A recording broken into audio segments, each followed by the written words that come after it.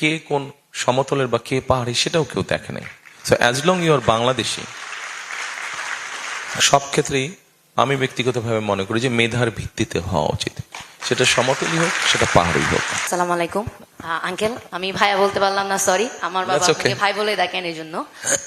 তো আমি পারমিতা চাকমা, মাস্টার্সে চট্টগ্রাম বিশ্ববিদ্যালয়। আপনি দেশে আসার পরপরই পাহাড় এবং সমতলকে সবাইকে নিয়ে একসাথে দেশ গড়ার কথা বলেছিলেন।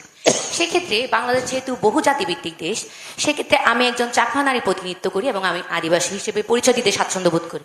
তো এক্ষেত্রে আদিবাসী সাংবিধানিক স্বীকৃতি, ভূমি অধিকার এবং ভূমি নিয়ে যে পার্বত্য চট্টগ্রামে বহুদিন ধরে টান টান উত্তেজনা, উদ্বেগ এবং নাগরিক নিরাপত্তা এবং আমাদের নাগরিকদের রাষ্ট্রীয় অংশগ্রহণে আপনার দলের ভূমিকা কতটুকু থাকবে এবং পাহাড়ি তরুণদের শিক্ষা, চিকিৎসা, স্বাস্থ্য ক্ষেত্রে এবং সরকারি চাকরির ক্ষেত্রে অংশগ্রহণ কিভাবে জোরদার করবেন বা আমাদের ক্ষেত্রে স্কিল ডেভেলপমেন্টের কোনো কিছু বিষয় আছে কিনা আমি জানতে খুবই আগ্রহী। ধন্যবাদ। দেখুন, আমরা যদি বিষয়টাকে এইভাবে দেখি, ৭১ সালে যখন যুদ্ধ হয়েছিল দেশ স্বাধীন করার জন্য,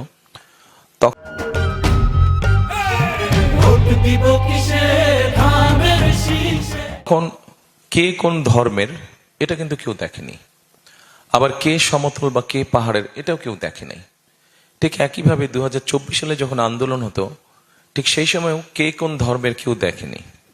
ঠিক একইভাবে কে কোন সমতলের বা কে পাহাড়ি সেটাও কেউ দেখে নাই। So as long you are Bangladeshi,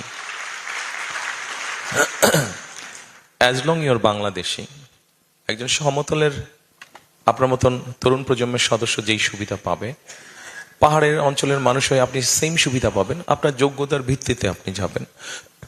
কারণ আন্দোলন যখন শুরু হলো ২০২৪ সালে, এটা তো কোটা প্রথা বাতিল দিয়ে শুরু হয়েছে। আমরা বলেছি ২০১৪ সালে আমি বলেছিলাম যে কিছু ডিজেবল বা অন্য ভিন্ন ধরনের মানুষ আছে, তাদের জন্য বিভিন্ন পর্যায়ে কিছু 5% মতন কোটা রেখে বাকি সব ক্ষেত্রেই আমি ব্যক্তিগতভাবে মনে করি যে মেধার ভিত্তিতে হওয়া উচিত, সেটা সমতলই হোক সেটা পাহাড়ি হোক। হ্যাঁ, সরি, কেন হবে না? আপনি বাংলাদেশি না? আছে,